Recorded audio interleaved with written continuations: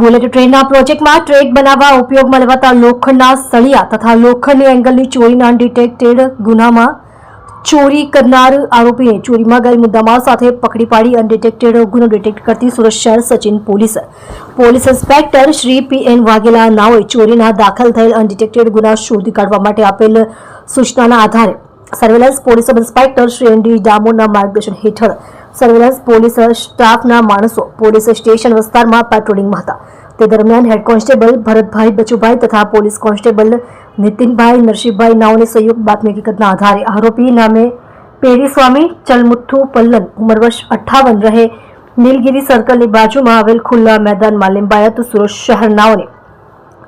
Sachin Doordarshan tower 4 રસ્તા પાસેથી પકડી પાડી તેની પાસેથી ચોરીમાં ગયેલ બુલેટ ટ્રેનના પ્રોજેક્ટ્સમાં ટ્રેક બનાવવા ઉપયોગમાં લેવાતા લોખંડના સળિયા તથા લોખંડની એંગલની જેની કુલ કિંમત ₹25,000ની મત્તાનો મુદ્દામાલ કબજે કરી સચિન પોલીસ સ્ટેશન ચોરીનો અનડિટેક્ટેડ ગુનો ડિટેક્ટ કરી ચોરીમાં ગયેલ મુદ્દામાલ કબજે કરી ખૂબ જ પ્રશંસનીય કામગીરી કરવામાં આવે છે।